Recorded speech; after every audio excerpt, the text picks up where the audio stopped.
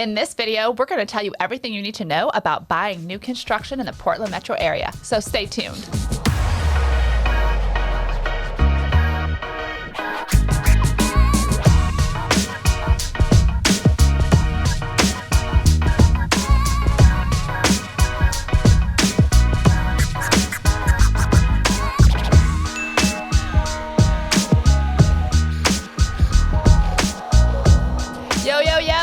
It's your girl Listy with her bestie.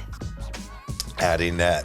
Yeah. As I take a sip of water here. Sorry. Topo Chico I'm trying to fit mineral in this water. sponsor if we could get a sponsor there. Yeah, a little sponsorship. Hey, if you guys are thinking about moving to the Portland area and this is your first time to this channel, make sure you hit that subscribe button, tap the little bell so you are notified every time we put out a new video. Honestly, we have helped hundreds of people move to the area and we absolutely love it. So if you are thinking about living, playing, eating, sleeping, or working, moving to the Pacific Northwest, give us a call, send us a text, shoot us an email, send Jackson's Pigeon Carrier, however you want to do it. We've got your back when moving to the Portland metro area. I'm pretty sure Jackson doesn't say that anymore.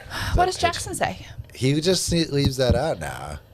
Okay. He's like, if you want to eat, work, sleep, play, anything you want, he has his run. He's a professional at it. All right. But let's Professional Jackson. Get on it. You know he's going to cut himself in. But let's talk about new construction. Yeah, we got to talk about kind of the difference because yesterday we were on a Zoom. So Tuesdays and Thursdays we do all the reach outs we schedule. Zoom and a boom boom day. So we're having intro calls with everyone and that was really great. But right now, builders are in a position where the market is slowing down. So it's November 2022. Yeah. And we've seen interest rates go up, which means there's less demand for a product. So builders who are making new homes are, I'm not going to say desperate, but they're trying to get creative. You're seeing promotional financing. Really big incentives. Huge incentives, upgrades, whatever it might be to get someone interested in the home. But there's some important things that we want to review to protect you if you're considering a new construction. For sure. I love new construction. It's shiny, it's new, it's pretty. Smells good. It does smell good. It's like a new car. The communities are they're charming and they're fun, and what they're doing with the trails and the walkways and the community parks, and it's awesome. I mean, it's just kind of fun and fresh, and it's neat to be a part of a new community being built. I feel like in today's video that we're going to talk about, I'm going to talk about the bad and the ugly. I got to be honest. I got to keep it real. The first thing I always tell people when buying new construction, and it's really important, whether you use us, whether you use another agent, that's okay. But make sure you have an agent representing you before you go see new construction. You have amazing on-site realtors working for the sellers there to help you. They are so knowledgeable. They will tell you everything wonderful about the house and about the community. And it's great and it's true. But you have to keep in mind their best interest is in the seller. The seller is who they work for. They don't work for you. So let's just back that up a second. Like if you went without someone on our team representing you, you'd show up and there'd be as you'd call it, a field representative. So it's not like, hey, welcome to our new community, the Truman Show. This is Truman Show 1, 2, and 3 build. And their entire goal is to get you to put a deposit down. Exactly. Well, even more so, when you walk in that door, they're going to ask if you're working with an agent. And if you say no, you're automatically represented by them if you choose to move forward. By default. By default, representation. You have to tell them from when you walk in the door that you are being represented by another agent. So that is really, really important. That is the first thing you need to do when buying new construction. So you're protected. You have somebody on your side working for you, not working for the seller. And just to jump in, the analogy I like to put when we had these calls is, let's say you were in an unfortunate lawsuit and someone's suing you for some reason, say a car accident. Yeah. And the person that you hit, their lawyer comes up and says, great, would you like me to represent you too? You sure as heck would say no. You would say no. It's the same thing when you're buying a home. And it's not malicious, but like you don't want to be represented by the builder when the builder's agent, when you're buying their home. You have no one looking out for your best interest. Yeah. We have had a couple scenarios of things that have happened with new construction over the last, several months. And I kind of just wanted to share why it was helpful to have an agent that didn't work for the seller on their behalf. Let's just... Sherwood? Sure, but let's just dig into it. Dig Okay. into that. Sure, I've seen this property. I Even though I'm the love money this guy, property. I don't get to see all of them, but I did see this one. love these homes. I love the builder. I love the floor plan. I think it's fantastic. Our buyer that we are representing in this particular transaction picked an upgraded kitchen. Okay. So they paid quite a pretty penny to have double ovens, built-in microwaves, things like that. Problem number one, when they had their kitchen built, the refrigerator goes up against a wall. Okay. So when you open the refrigerator door, it opens up into the wall. So you're not going to be able to open that refrigerator all the way up. And they understand that. They get it. That happens. You know what I mean? There's nothing they can do about where the location of the refrigerator's at in this new construction home. Okay. However, problem number one was they built a 36-inch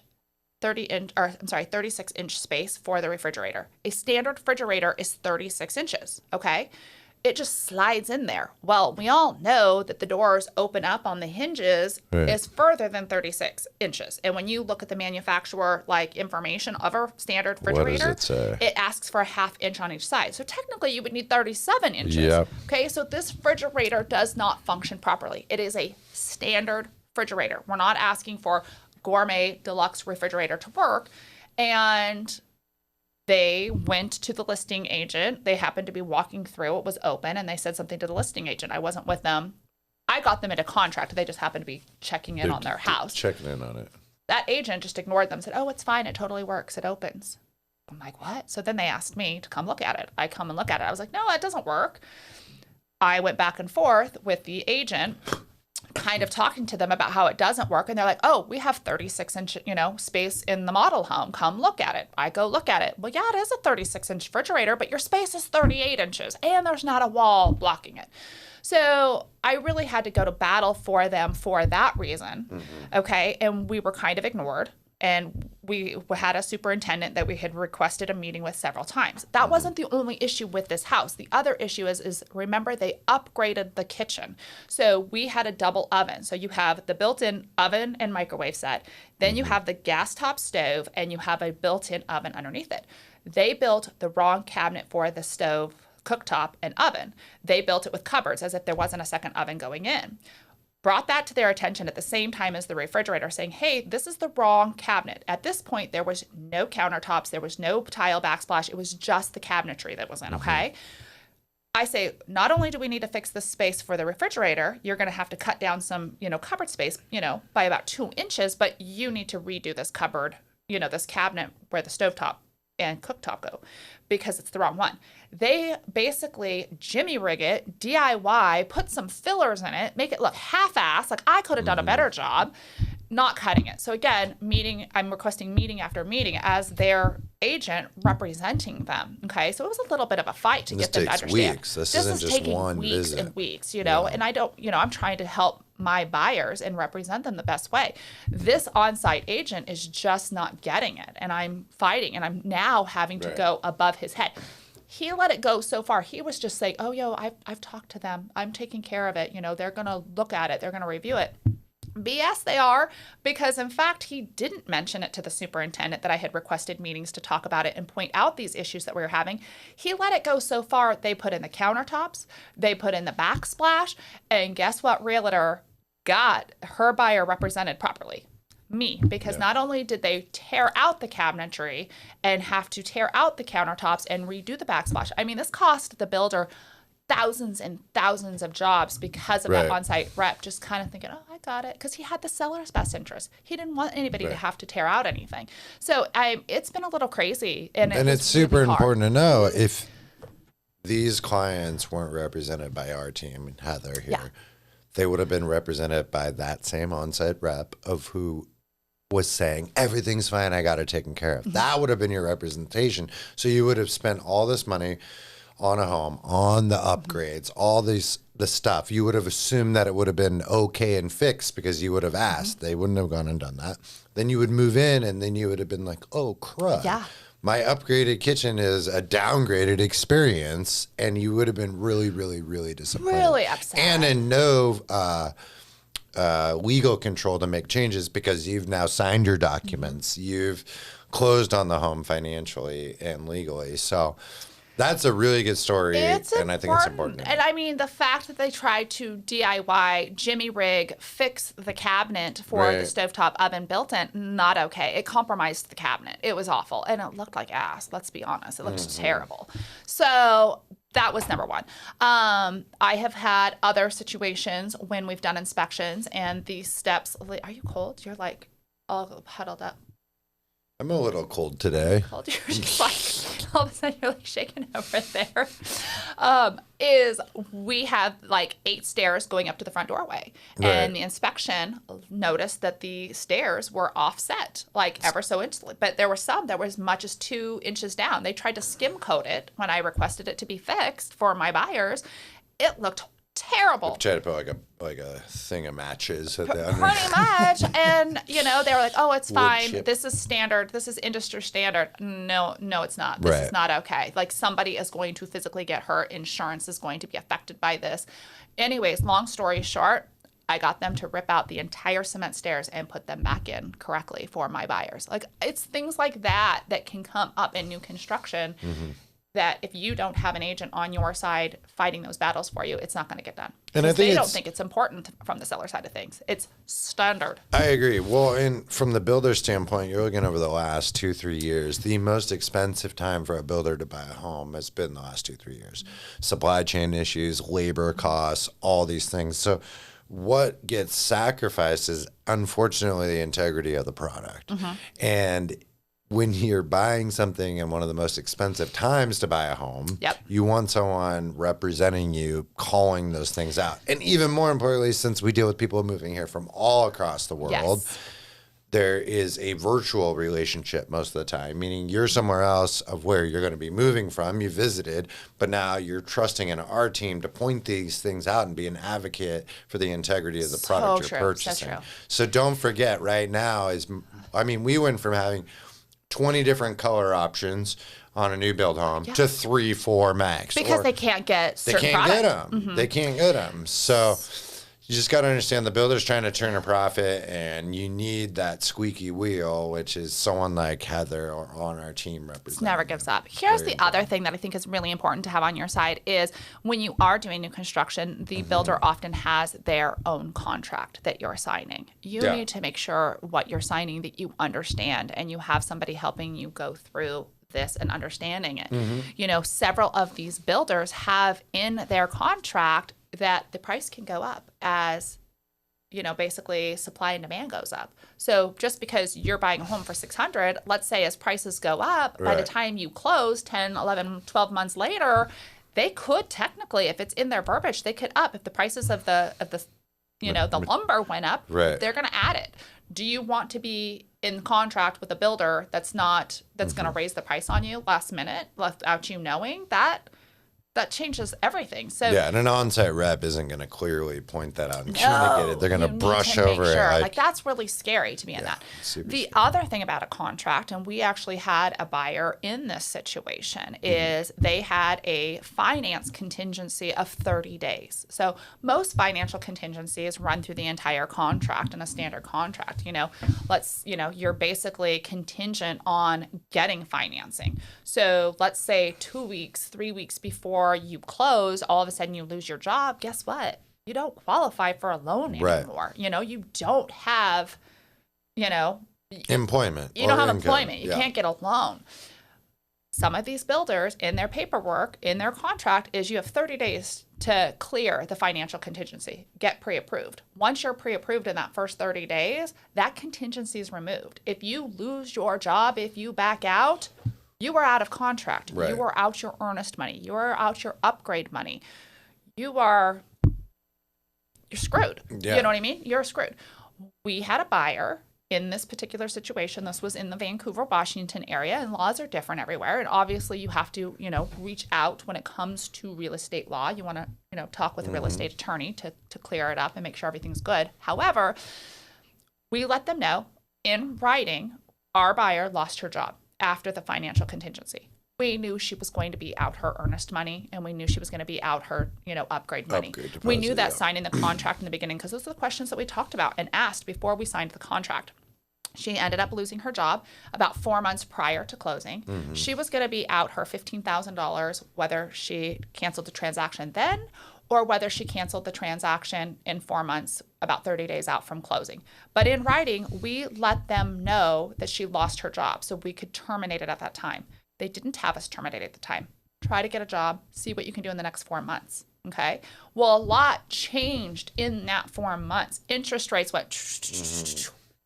And that particular builder had several people back out last minute because of interest rates. People can't afford the payments. So they were not letting people out of their contract, and they were threatening to sue them because in the contract it says they can go after other losses. So basically they're not going to be able to sell the home for as much as they did 10, 11 months ago when interest rates were so low. So now they're going to lose money, and they're going after buyers for that amount.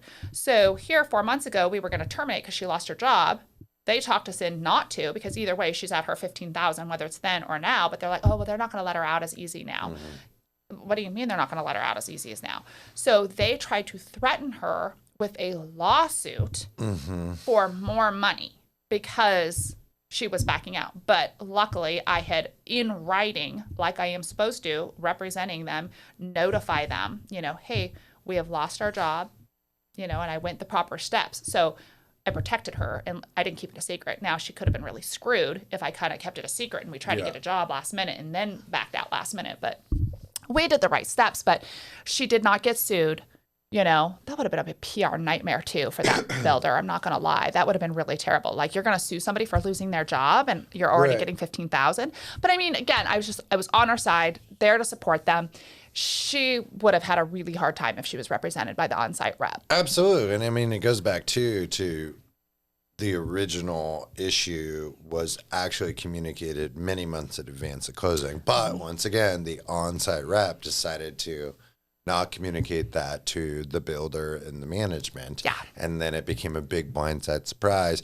But we were proactive in the communication sense. I want to close as a ending chapter on the money side, being the money guy. Money guy. So right now, builders are approaching a status of desperate in the sense of like, hey, we've built all these homes. We have certain commitments on supplies, labor, contracts, the land, obviously permits, things keep getting built and it's harder to sell. So you're starting to hear a lot of people be like, oh, I want to get a deal. I'm seeing that these builders are doing this incentive or this incentive. And it leads the consumer or home buyer to think that they need to use the builder's chosen lender or their in-house financing.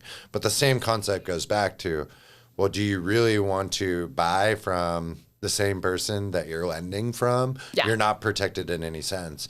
And I think one of the most frustrating things... They're dipping on both sides. They're getting the sale and they're getting the loan. And often, from my experience in analyzing these contracts that I'm either trying to negotiate on your behalf to improve or be the lender for you, it's just a moving of the chips. So it's like, oh, hey, you might get a buy down is a hot thing to where your rate might be lower or your payment might be lower for year 1, year 2, or year 3, so that you can, have an opportunity to acclimate yourself with the payment and refinance in a certain amount of time.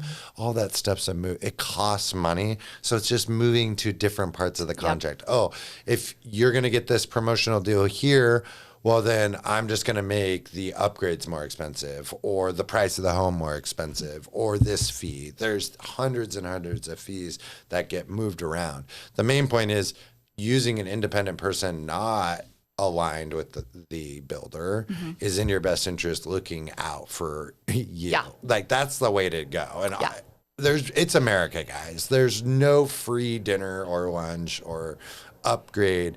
It gets padded one way or another, and there's nothing that other lenders or banks or financing programs have that I don't have or my company cannot do for the most part. So I just don't want people to get swindled, and that's why I always take this whole like, hey, let me just be, if you're not going to use me as your lender, that's fine. I'm still part of the team. I'm a great resource to analyze loan estimates for you and promotions. And sometimes, okay, that might be the best route for you in your circumstance. But then sometimes I might be able to shed light and be like, actually, not so much. let's look at it from this perspective, and I might be able to structure something that's a little more appealing for you. Which I love, because you do compare apples to apples and show it, where other lenders are not able to do that. But when it does come to new construction, you're great about doing that. Yeah. And I mean, I want. And sometimes it works out for me, and sometimes it doesn't. But that's not the point. It's what's best for the family we're moving. Yeah, for sure. I love new construction, and it is beautiful, and it is so fun, and I sell, and not everything is bad. But I just wanted to give a few examples of the importance of using an agent that isn't on site for you. That's the key to this video, That's the key people. to the video. That's what I wanted to talk about. And you're going to close like that. And we just encourage everybody out there, like, if you're even thinking about relocating to the Pacific Northwest, we want to hear from you. So gotta hit us up on that phone number, whether it's a call, a text, or an email. We want to hear from you. We are helping people from all across the United States and the world in a lot of instances, and we absolutely love it. So until next time, we will catch you later.